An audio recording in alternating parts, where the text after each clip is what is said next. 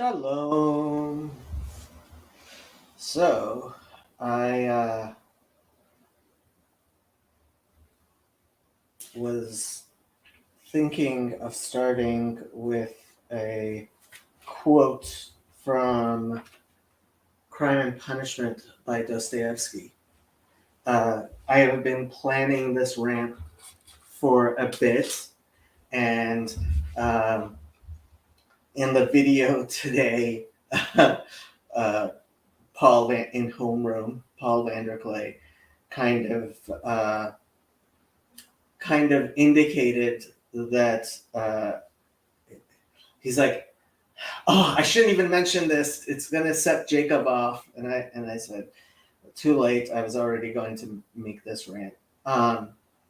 So this is called "Exhausted," and I um, started with a thumbnail of that night in January 2000. I actually went and looked up the exact date when I first met Eric Weinstein, which later I was very involved in his Discord server, which is how I ended up on Bridges of Meaning. And later, all of this kind of started back then. And the one thing I told him that night, I told Eric Weinstein that night, was, Eric, give us a chance to help you. Because that's what people really want, is a chance to participate and to be involved in something. And that was a major reason why I kind of gave up on Eric Weinstein and have been attempting to help Paul Vanderklay as much as I can. And I mean, if he were willing to create opportunities for me to help, I would be still willing to help. But the fact is, I have come to realize that Protestant theology is exhausted. And I got that word from Douglas Murray. He talks about Western culture, Western civilization being exhausted. And I don't think it's Western culture. I think it's specifically Protestantism, which has a unique capability. It would be great if you want to jump on, Sam, but spent force. Yeah. I think so. Part of what made me do this is on Saturday I went to a Hasidic synagogue for the first time in a very long time. And I just saw the life and the activity and the messianic fervor. Obviously, it's the Shabbat before Rosh Hashanah, and this may be the time of the year when you are most likely to see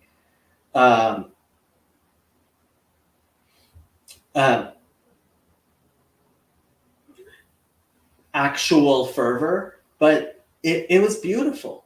It was beautiful. You saw people who were motivated by a desire to make God, this world, a dwelling place for God, in a way that, frankly, I think if you are a Christian, I think if you believe the Messiah has already come, you can't possibly actually have that fervor. I think that is what causes Christianity to be dead, is this idea that Jesus rules the world, the Messiah has come. Well, if this is what this is what makes it so crazy to a Jew. If this is the world of the Messiah, and you're going to accept that, then of course you're going to have no meaning in your life, and you're not going to be able to work towards with any urgency and like courage and boldness towards the realization of God's kingdom on earth as it is in heaven.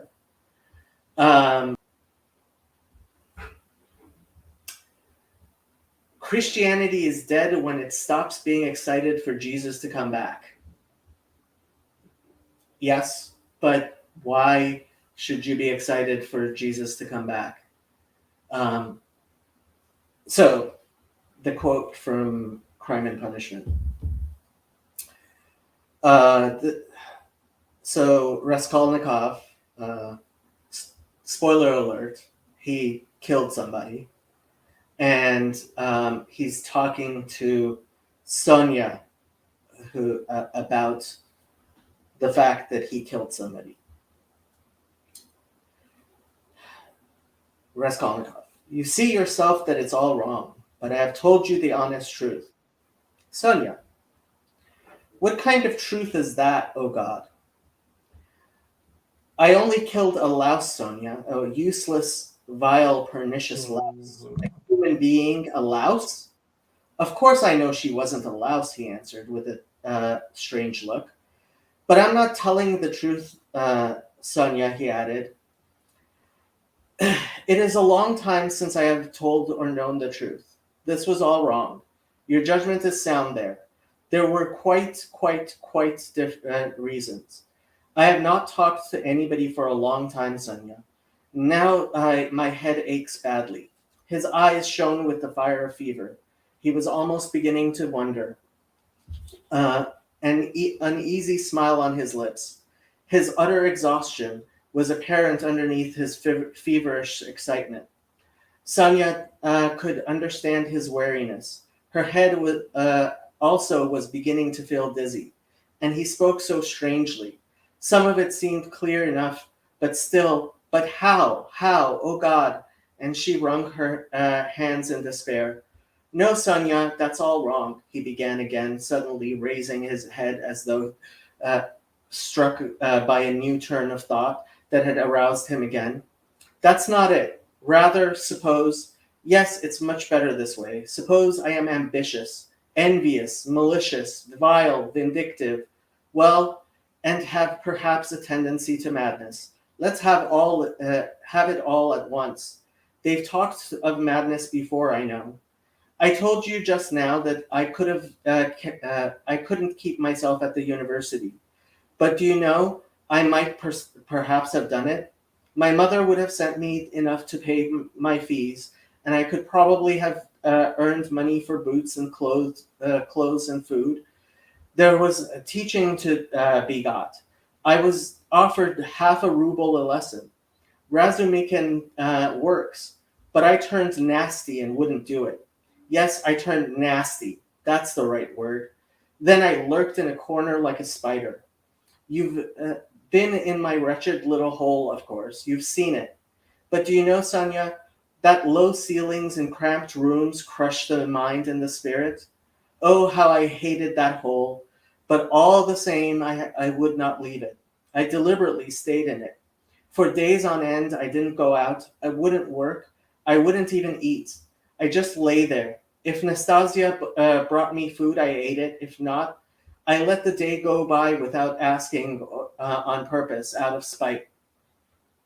I had no light at night, and I lay in the dark because I wouldn't earn the money for candles. I should have been studying, but I had sold my books, and the dust is still lying inches thick on the notebooks and papers on my table. I preferred to lie and think. I spent all the time thinking, and all the time I had such dreams, all sorts of strange dreams. No need to tell you what they were, but it was only then that I began to fancy that, no, that's not it. I am getting it wrong again. You see, I kept on asking myself, why am I so stupid that when other people are stupid and I know for a certainty that they are, I don't even want to be cleverer than they. Then I realized that if we have to wait for everybody to become clever, it will take too long. Then I saw that it will never happen, that people don't change, and nobody can change them, and it's not worth the trouble of trying. Yes, that's it. That's the law of their nature. The law of their nature, Sonia. That's it. And I know now, Sonia, that the man of strong and powerful mind and spirit is their master. The man who dares much is right in their eyes. The man who tramples on the greatest number of things is their lawgiver. And whoever is most audacious is most certainly right. So things have always been, and so they will remain. Anyone who is not blind can see it. You can read the rest of Crime and Punishment for yourself. But I hope that it's as obvious to other people as it is to me how this type of thinking applies to so many people today in their despair. And I lay that completely at the feet of, I dare say, Christianity, but at least Protestantism.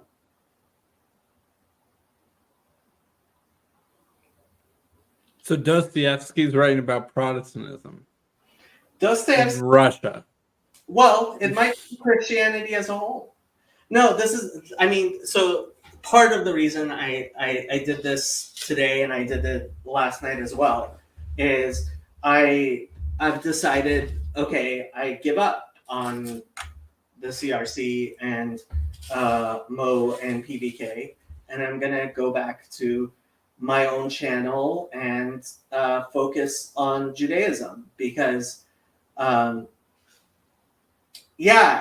like the Jerusalem conference looks like it's going to be a nice tiny thing, just like Chicago was, and just like Chino was, and just like Thunder Bay was, and people seem to like it that way. They don't want something bigger. They don't want to have a larger impact.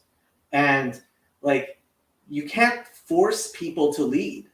Like, the whole is PBK our leader or not thing, right? So the people who want to lead should never lead.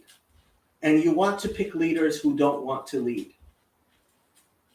That doesn't mean you pick leaders who refuse to lead. And Paul refuses to lead.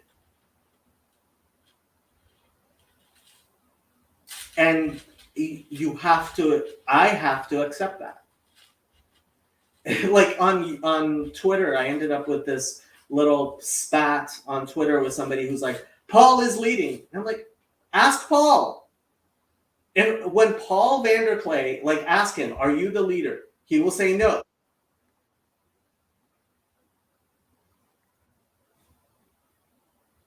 And I think theology is a huge part of it. But how would we make these events bigger, so to speak? Oh, there's tons of ways. There's tons of ways. If we wanted these events to be bigger, did you see Peterson talking to that Anthony guy, Oliver Anthony guy? The red bearded singer-songwriter guy? Yes. Or part of it, at least. Did you hear what he said about his desire for tours that actually mean something? Like, he was speaking exactly into PBK's dream of, like, Billy Graham, right, revival. And I contacted Mo and I contacted PBK, and maybe PBK will surprise me and he's actually contacted Peterson and Oliver Anthony. I doubt it.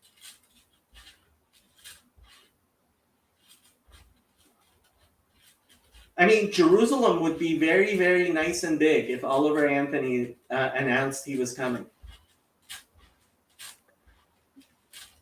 Yeah, but why would he come? Did you listen to Yeah, but he's getting so many people reaching out to him now. I can Right. only imagine what his inbox looks like. Exactly, which is why it would take somebody like Paul Vanderklay to reach out to his friend Jordan Peterson, and in order to explain what he's been doing for years. Like, this is his opportunity. It's not an opportunity that I can make happen for him. If Paul wants to make this happen, he should at least try. But he's exhausted. And his theology has everything to do with it. A Chabad rabbi would like jump and ask and maybe get a no. But So Paul doesn't even ask. where are all these big Hasidic Jewish events that I'm missing not coming to my attention? These Hasidic Jewish events are held only for Jews. Oh, okay. Interesting. We don't evangelize. It's against our It sounds like a theological problem with their this is actually part of the reason I kind of decided, you know what? I think they're right about that local, like, it's not like I'm stopping my channel or anything. We have a meeting of the board of directors of Fountain of Comfort, which is I put together, and it's getting going because I gave up on Mo. And I mean, Mo came with great recommendations, Sam. But like, it's been months and months and months, and like, if you announce Jerusalem now with a March date, maybe you'll be able to have hundreds of people, but like, you're not going to get thousands, and they're not anywhere near announcing. They really aren't. I was like, Mo was telling me, "Oh, you'll be really happy. I'm about to make an announcement. I'm about to make an announcement," and it didn't happen. And now it's getting to be too late for large numbers of people to make plans and to like seriously try to make Jerusalem something big. Even if, let's say, thousands of people wanted to come, it would be very difficult to get a venue. Like, I thought he would have had a venue down by now. And I find out, oh no, he was still working on getting. So why aren't you planning events? Because I figured they would do better if they were being led by Christians. So it's hard not to get the impression that you're pushing other people to be in charge and then criticizing them when they don't accomplish everything that you had in mind, but you're not doing it yourself. Sam, if you're trying to push me to take charge myself, you're about 24 hours too late. Right. Well, I have in fact decided, guess what? I'm gonna have to do things myself. Well, okay. I look forward to it. We'll see. Chazi says, why do we need 1,000 people? What's wrong with 200? What's wrong with 200 is people are going to be spending at least $1,000. If it's 200, people are going to be spending at least $1,000 a person coming. If you're spending $200,000 on this, which you will be, like what I saw at Chicago was, oh my God, people are flying in here for this, and it was a very nice program, but we had empty seats. Like, local people didn't show up. Like, that was really depressing. And similar with Chino, like, the price was way too high for newcomers to come, and I tried, but like, you can't criticize the Chicago price for being too high. Chicago is free, technically, with free will offerings only. Well, yes, but Sam, I thought that you named it such a Christian name which I tried inviting people to, and they're like, "That's too Christian for me," because I thought a bunch of Christians were going to come, and none of the Christians came. I'm a little happy with the Chicago event. Hey, it was good a as 1.0. as 1.0. It was great, but It was a proof of concept event. Yeah. But we've had how many events since then? And we're going to have how many events? And if these events are going to, and people have actually said, "Oh no, if you make it big, you're going to ruin it. Keep it small. Keep it small." Like, how many people were at Chino? I wasn't there. 200. Yeah. So not a ton bigger than Chicago. It was held in Chino. If we had held it in Los Angeles, there would have been 1,000 people here.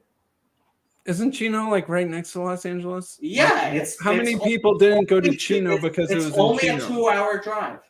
It's a 2-hour drive. I thought it was even closer than that. I thought during traffic, it's a 2-hour drive. Without everything's traffic, a 2-hour drive in LA during traffic. No, everything's half an hour. Like if we held it where any of the places, like I tried to get them to hold it, people would have come. Lots and lots more people would have come. And frankly, if they actually announced Jerusalem anytime soon, which I don't see them happening. Yeah, Antonio and his wife came. Satisfied customers. I don't see the problem. And did you know Antonio had a baby? Oh, congratulations, Antonio. Yeah. It was nice meeting you in Chicago. Let's see here. Hezi says, people traveling to the Holy Land is a big commitment. Yes. I see 200 as a win, allowing 500 to come to the next U.S. event. Yeah, so what is the next U.S. event? I mean, I agree with what Hezi's saying. I was talking with Mo about like what the price should be for this, and like I think it's relatively okay if the Jerusalem event is more expensive than the American events because you're already going to be filtering for people who are pretty committed to going. Oh, Mo doesn't even know. It has to include 2 nights accommodations. You cannot, and food for the entirety of the Sabbath. If we're going to be in Jerusalem over the Sabbath, you cannot just let people make their own accommodations and stuff. And you can't, like, there's no food to be had. All of the restaurants are closed. Mm-hmm. So like his planning is already whatever. I don't want to. I have too many things to do to plan Jerusalem, especially with only 6 months left.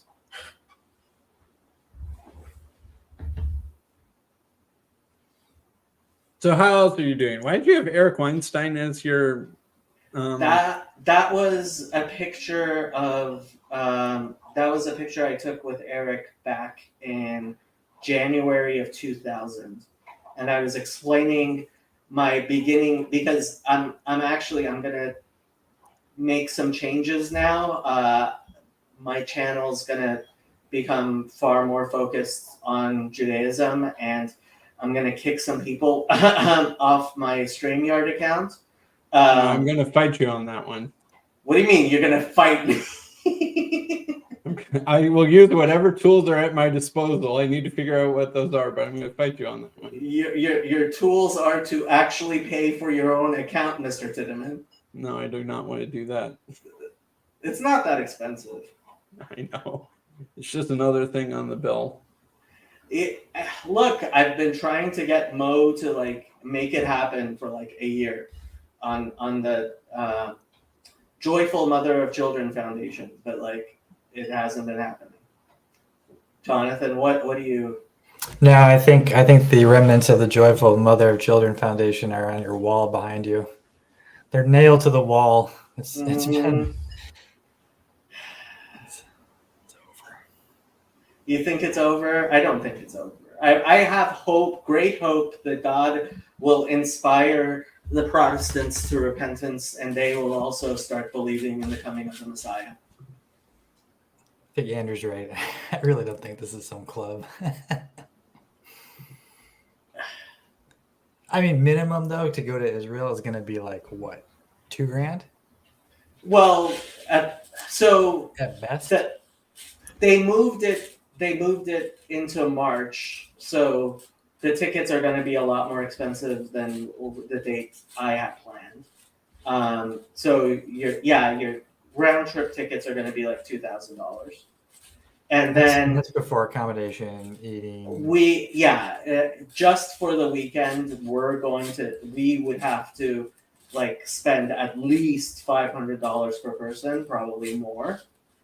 And look, if you're having a large enough event and local people start coming, and it actually has an impact and something that's bigger than it might be worth all that money. But What are frankly, you gonna tell them? A bunch of Christians are coming to Jerusalem. I'm sure they're gonna be excited to show up. the secular, it's there. Look, there are all kinds of things you could do, including there are many Christians who would love to come to an event like this, who are not aware of necessarily Paul VanderKlay and Jonathan Pajot and John Vervaeke. So then why would they like to go to an event like this? It could be an on-ramping event, Sam. It could. If you... So I'm going to the Lord of Spirits. So then what's the bait and the switch? If you're going to bait and switch evangelism, what's the bait? I'm not baiting and switching. All right. How do you get these people to show up to an event about Paul VanderKlay and Jonathan Pajot if they don't? The event isn't about Paul VanderKlay and okay, but Jonathan then what is Pajot. it about, and how do you reach those people who don't know about it yet? There are... my idea was that it should be about mental health and spirituality, which is something a lot of people are very involved, very interested in, and it could very well have been the way it was marketed. Like there are lots of ways you could have done this, but like it takes somebody who's actually bold and courageous and willing to take risks, which apparently is not anybody who is involved in the planning of this. So what should the next American event be about, and how would it attract these sorts of people? Lords of Spirits conference in Antiochian Village is completely sold out. Completely sold out. Yeah, but that's because it's a popular podcast's annual gathering. That's like a relatively clear thing. It's a higher volume of people who watch that than watch. That's not true. It's a podcast convention. It's not. Hold on, Sam. Yes. More people listen to Lord of Spirits than listen to Vervaeke. Yes, I think so. That's not true. I think so. I think look up the numbers. Look up the numbers. How do I look up their numbers? They're a podcast just like yours. Yeah, but I can't how do I look up their downloads or something on Spotify? How do I even do that? You guys bigger, I'll look it up. All right, thanks. I think that Lord of Spirits is higher. I think Lord of Spirits is smaller than Jonathan Pajot and Vervaeke and Paul VanderKlay put together. That's obvious. Maybe all of them put together might be bigger than Lord of Spirits. You might be. I think Pajot individually. But Lord of Spirits is also connected to a church in a very clear, straightforward way. Oh, that was another video I was going to show during this rant. Was did you see Ready to Harvest video on the Eastern Orthodox Church? No. He had a great line in there. God doesn't have any grandchildren. It was really good. Let me find it. Ready to Harvest.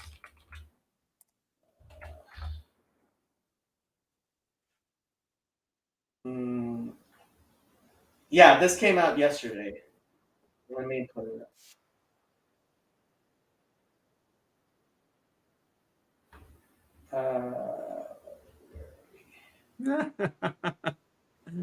Oh man, I got Google AI to summarize Lord of Spirits.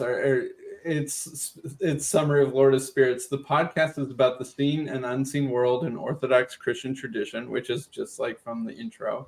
Some say the podcast answers questions they didn't even know they had, while others say it's hard to listen to because the hosts criticize people who don't think like them. Yes. In America is changing. The Protestant denominations known as the mainline have been declining for over half a century now. And in the meantime, non-denominational churches have appeared on the scene and quickly ascended. Catholics and evangelicals are more slowly becoming a smaller percentage in America as the number of people who don't claim any religion at all rises. But in the religious scene, it's easy to overlook one group of churches, a group that has not been as well known in the West as the Episcopalians, Baptists, and Pentecostals, despite being older than all of them. I'm speaking of the Eastern Orthodox churches. Don't confuse these churches with the Oriental Orthodox, like Coptic or Armenian churches, which I'll be discussing in another video. Who we're talking about includes the Greek Orthodox Archdiocese of America, Orthodox Church in America, and Antiochian Orthodox Christian Archdiocese of North America. The reason why the Orthodox are often overlooked in the discussion of American Christianity is that their numbers have historically been very low. When there's 25 religious groups larger than Orthodoxy in America, it makes sense why it's going to take some effort to get recognition. And that's around where Orthodoxy in America lands. According to the 2020 U.S. religion census, all Eastern Orthodox adherents combined fall behind 25 other religious groups in the rankings. And when you divide them out, the largest Eastern Orthodox church in America, the Greek Orthodox Archdiocese, is only number 34. There's over 6 times more Muslims in America than Eastern Orthodox, and some denominations that most Americans aren't familiar with, like the Christian and Missionary Alliance, are larger than the largest Orthodox bodies. But that's no surprise to most Orthodox people in America. People aren't becoming Orthodox because they want to be part of the biggest church, but people are becoming Orthodox. Anyone paying attention to the American Christian scene online can't help but notice that there has been a vocal and enthusiastic group of people converting to the faith. Nearly every month, a new video appears on YouTube that gets tens of thousands of views discussing another person's journey to Orthodox Christianity. The 2008 study found that 29% of Greek Orthodox were converts and 51% of the Orthodox Church in America were. In the OCA, 56% of the clergy were also converts. I'd like to take a moment to let you know about an app that can help you understand more about what's going on in the world. Blinkist. You can listen to or read the key ideas from. You guys should go support this guy, Ready to Harvest. He's great. His advertisers, whatever. He was relatively nice to the biblical Unitarians, for the record. He was way too nice to the to the Messianics. To keep learning. Thanks, Blinkist, for sponsoring this video. Terry Mattingly investigated the case of conversions to Orthodoxy in his article, What Do the Converts Want?, on the Antiochian Archdiocese's website. He says, I believe that most of these converts are coming out of that core 20% of their former churches. They are active, highly motivated people. They read, they think, they sing, and they serve. That hunger for more, that hunger for sound doctrine, is sending them to Orthodoxy. These Orthodox converts are seeking mystery. They want a non-fundamentalist approach to the faith, but they are not fleeing the faith of the ages. They are trying to get back to the trunk of the tree. All around them are churches that are either modern, postmodern, post-postmodern, or post-post-postmodern. The American converts are not looking for some kind of post-Vatican II carved-down liturgical experience. They have that all around them. They are not trying to cut the service down another 15 to 20 minutes so that more young people will hang around, as if that would work. Speaking as a journalist, I can tell you that the lively, growing Roman parishes are not the ones that have cut the Mass down to 45 minutes. You see, the people who want to worship want to worship. One of the trends in American journalism is to try to create newspapers for people who don't read. This seems to me to be somewhat contradictory. Similarly, there are many churches that are creating worship services for people who do not want to go to worship services. The Orthodox converts are not interested in those churches. Also, the converts want their children to be Orthodox. They are looking for churches that will offer their children a winsome, living faith that they will want to follow. So if the Orthodox Church is seeing a steady stream of converts, although small right now, they're on the right path, right? Well, let's look at the numbers first, and then we can decide. Along with the 2020 U.S. religion census was the Census of Orthodox Christian Churches, and the coordinator, Alexei Krindich, provided a detailed report with charts showing how things look. First, let's familiarize ourselves with the size of the various churches. The Greek Orthodox Archdiocese is far and away the largest group, with over 375,000 adherents. Number 2, the Orthodox Church in America has just short of 75,000. After the top 4, the numbers quickly fall off. What's interesting is the count of parishes. Despite a massive disparity in adherents, the Orthodox Church in America actually pushes out the Greek Orthodox to take the number 1 spot here with 559 parishes. So unsurprisingly, in Krindich's chart showing the number of adherents in a typical median church, we see that the churches under the Greek Archdiocese have 350, and the OCA is down at only 95. Note that the census also counted a couple small true Orthodox churches which are not in communion with the mainstream of Eastern Orthodoxy. With that background, let's look at how the last decade fared for Eastern Orthodoxy. In fact, the overall numbers show decline. From 2010 to 2020, the count of adherents dropped from 816,000 to 675,000, and regular attendees fell from 212,000 to 183,000. A bright spot is that the number of parishes did increase from 1,957 to 2,014. So where is the decline?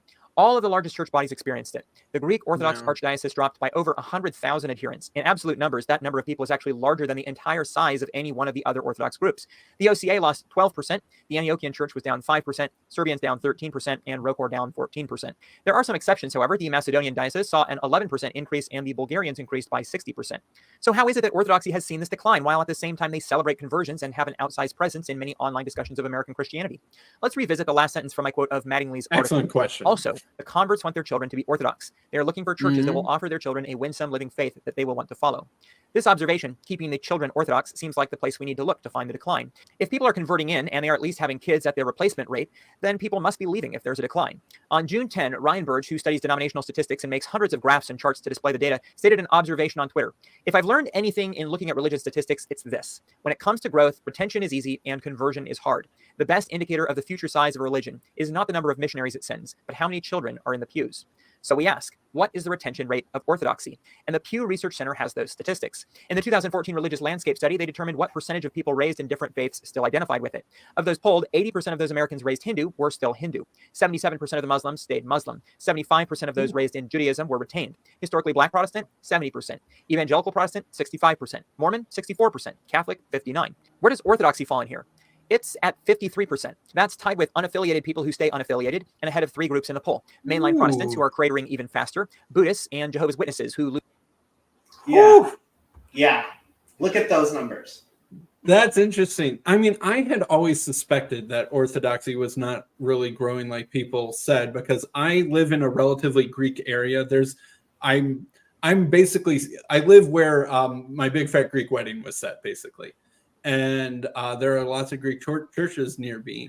And I knew Orthodox kids growing up that took their faith about as seriously as the liberal Jews took their faith, and about as seriously as most of the Catholic kids took their faith. And so it doesn't surprise me that for every one enthusiastic convert from evangelicalism to orthobrodom, there are 3 or 4 Greek kids who just don't want anything to do with their parents' religion anymore, or their grandparents' or great-grandparents' religion anymore. I'm surprised that the Mormons have as high a retention rate as they do. Yeah, because whenever you have some really easily pokeable historical statements about how things have happened, the internet will be hard on you. I'm not terribly surprised. I mean, Jehovah's Witnesses being that low, I would have guessed it was a little higher. But I know a lot of ex-Jehovah's Witnesses. They have a lot of churn in that they have the heavy evangelism, bring a lot of people in, but they lose a lot of people. I wouldn't have guessed their numbers were quite that bad, honestly. I'm actually surprised that Hindu is doing as well as it is. Especially with Buddhism doing so poorly. Yes. And so part of me is wondering, okay, so you're a maybe first, second, or third generation Indian immigrant.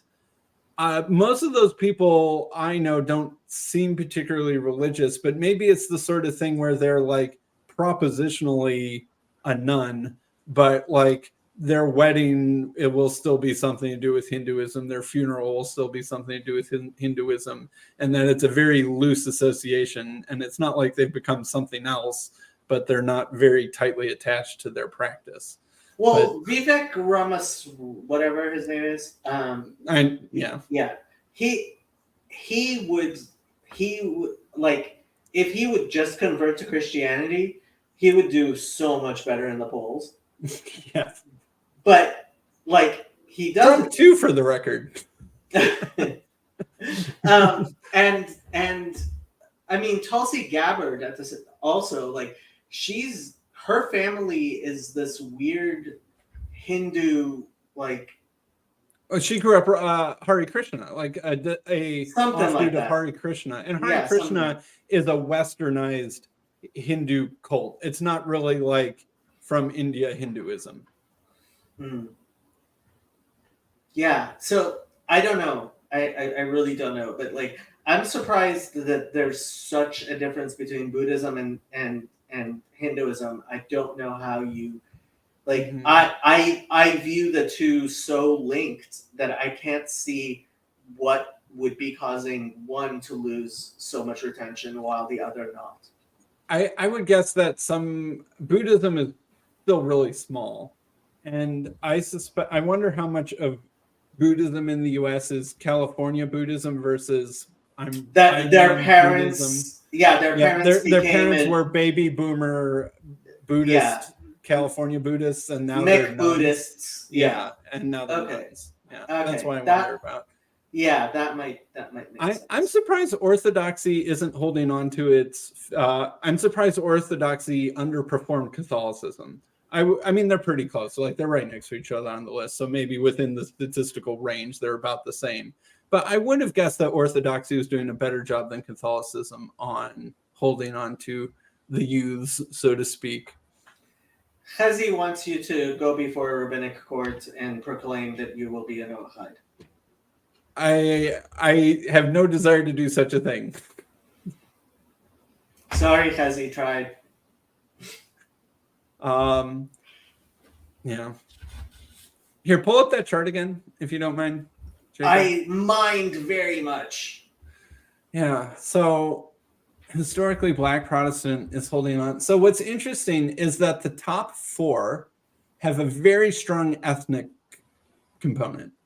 Hindu, Well, very tightly associated with your ethnicity. Islam, same. Jewish, obviously, and historical Black Protestant. I really want to see that broken out between Orthodox Jews and non-Orthodox Jews. Well, even the like most mushy gushy Jews that I know, if you ask them on a survey what religion they are, they'll tell you they're Jewish. And so, I mean, it could be a very big difference in terms of practice and how many times they go to synagogue and stuff like that. But even the most watered down, I tried having affluent... this discussion with somebody who studies, like, he's one of these ex-Hasidic people who's like, yeah, Reform is just as good as Orthodoxy. And I tried, and he's a professor, like, he's an academic, studies this stuff, and I'm like, where are you getting this idea that there are 3rd generation, 4th generation Reform and conservative Jews? And he's like, oh, it's out there. But I still haven't found any evidence. Like, from well, what they just I might not show understand, up to any services basically ever, except maybe trying to get their kids to have a bar mitzvah. Reform and conservative are off-ramps on your way out of Judaism. That's what they are. Yeah, but I know people who are out of Judaism that will answer a survey and say they're Jewish. Okay. And so that's what I think is going on here. And another thing I wonder about the Orthodox Christians is, like, if I exclude people that I know from this little corner of the internet and just focus on, like, real life people that I know, I don't know anyone who's converted to Eastern Orthodoxy. But I know multiple people who grew up Eastern or Greek Orthodox and are now evangelicals. Like, maybe isn't Metaxas? Isn't Eric Metaxas? Yeah, that would sounds right. I mean, his name sounds plausibly Greek. I know 5 to 10 people in real life that grew up Greek Orthodox and are evangelical. And so I wonder how much evangelicalism steals from Orthodoxy. And whereas in this little corner, it's like, my goodness, Orthodoxy is cradle robbing the entire evangelical church, but I don't see any evidence of that in my actual flesh and blood real life. Yeah. Interesting chart. It was a very interesting video. I mean, Ready to Harvest does good work. He just does. If he grew a beard, he could sing folk songs and, you know, be super famous. Even if his folk songs sound basically like the Avett Brothers and not really like bluegrass music, but so it goes. The poor gingers. Why everybody, like, all gingers look alike? Everybody just, like, shovels them all together. They do kind of look alike, though. There was some ginger Indo-European warlord conqueror way back about 3,000 years ago whose genes keep popping up in the world. You know that during the Middle Ages, it was assumed that if you were ginger, you were Jewish. Interesting. My freshman year roommate was a ginger Jew. During the Middle Ages, like, any of the icons back then, like, the Jews were depicted as redheads, and that's, yeah, it was basically thought, oh, redhead is Jewish, which is funny. I don't think there's any link there. King David was a ginger, right? That is where it came from, yeah, apparently. So he's an Indo-European warlord descendant, is what I'm hearing. Sounds good. Somehow snuck his way onto the throne of Israel. Well, I mean, when it comes down to it, like, he wasn't of like he wasn't of great noble birth. Even his dad didn't really like him. Yep. Oh. So how have you been, Sam? How have I been? I've been okay. I don't know how to get the Protestant YouTubers' attention. They don't. They see you and they decide to hide. Yes. So how do I prevent that from happening? You become a Trinitarian. Okay. Other options. You call them out on and ridicule them for their cowardice. Okay. So I pointed out that they're wrong and invited them to a nice conversation. And that doesn't seem to get their attention for some reason.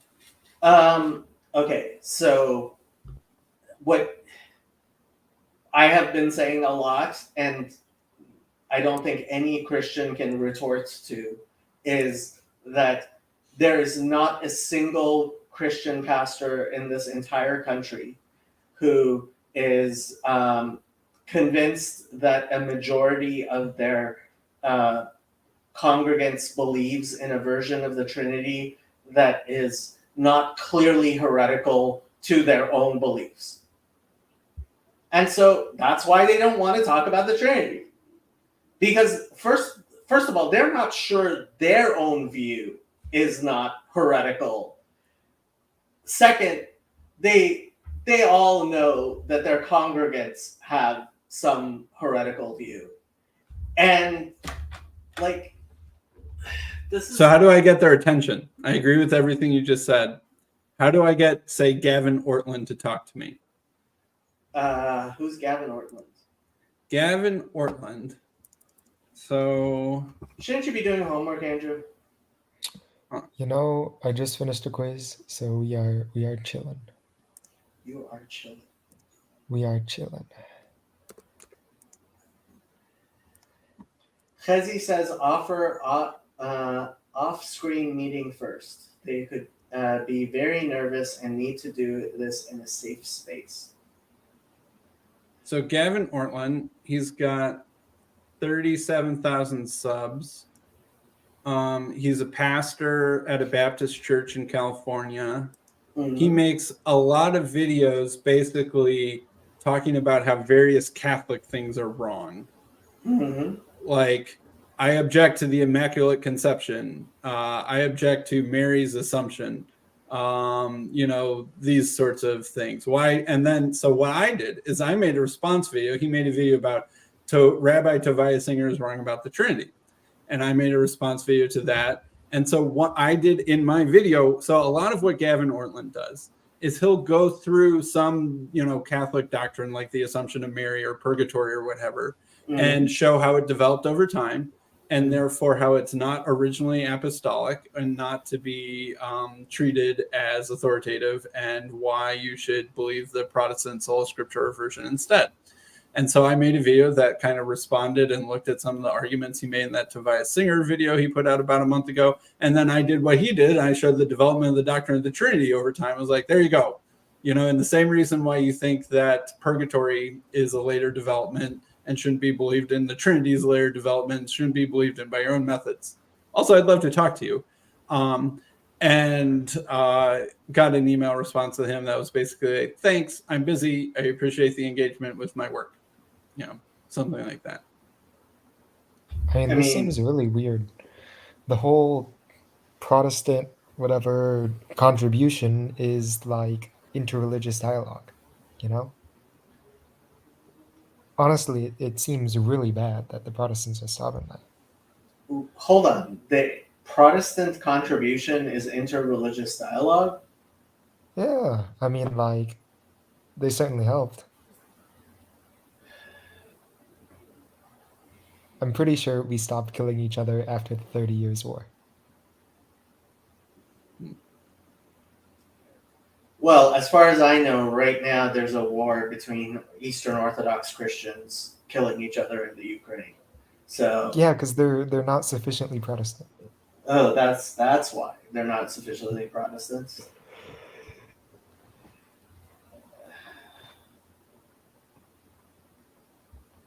So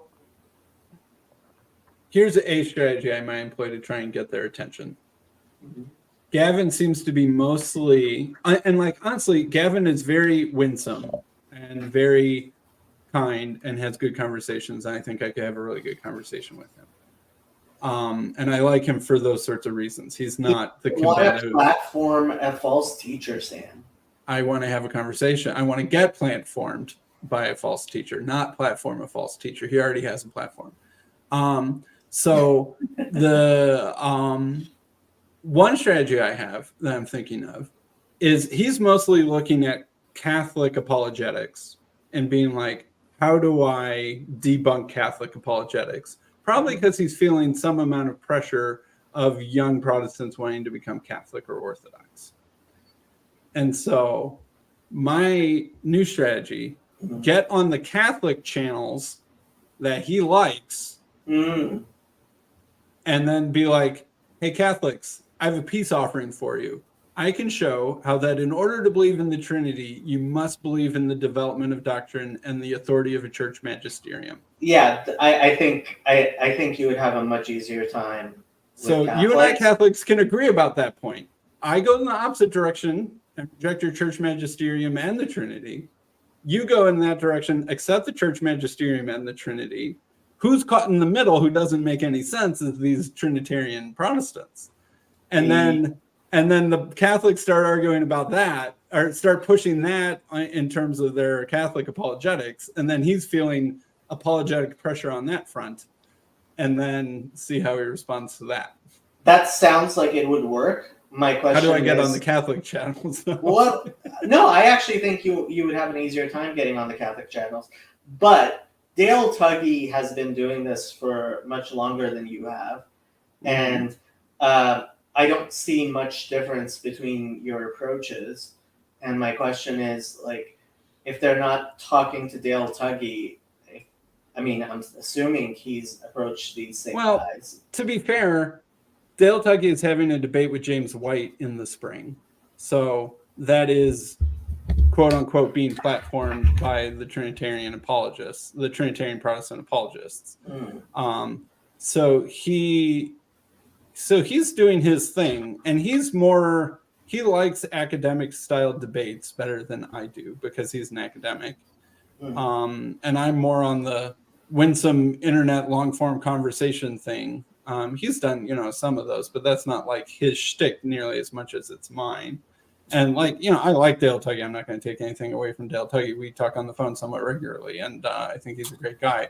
And so I think that I have room to try and make a name for myself in this space that isn't the place that he concentrates. I mean, I would check with, I would just see what his approach has been with the people you're trying to talk to, and because I'm guessing people are more willing to talk to Tuggy than they are to you, and he has a much bigger audience than you do. On YouTube, that's not the case. I'm not sure what the size of his podcast audience is. But he certainly has better credentials than I do and that sort of thing. Like I said, I don't view myself as in any way really trying to compete with him, so I don't want to try and put him down. But I'm just trying to figure out what I can do. And if what you're saying is make them talk to Dale Tuggy, well, I can try and do that. No. I wasn't saying make them. I was saying you should talk, you should ask Dale Tuggy what the response was, what has worked, what hasn't. And I think that he would feel somewhat disappointed by the same problem that I'm facing. I don't know. He is writing, there's a book that's coming out sometime soon that's like a 4 views on the doctrine of the Trinity book. And one of the authors is Bo Branson. One of the authors is William Lane Craig. And one of the authors is Dale Tuggy. And I'm forgetting the 4th guy. William Hasker, maybe.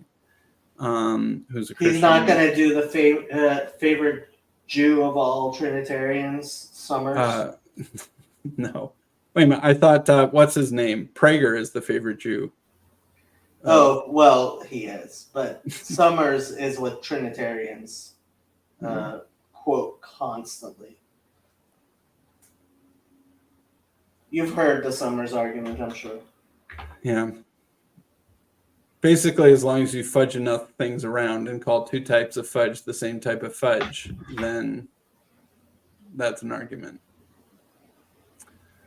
So anyway, I Bart think that says, get in their Discord servers. does the Truth Unites have a Discord server? Maybe. Fraud with agrees with my strategy. As he says, offer off-screen meetings. That might be a good idea too. All right, it's almost top of the hour where I am, so I should get going. But nice talking with you, Jacob. Nice talking to you. Get your own StreamYard account. What? Get your my own own stream. StreamYard? No. You can't make me. Yeah, I kind of can. You're gonna lose access to this account pretty soon, Sam. I think I am going to. Hey, Dominic. Long time no speak. Hope everything's good with you. I think I am going to go ahead and end the stream because I have stuff I have to do.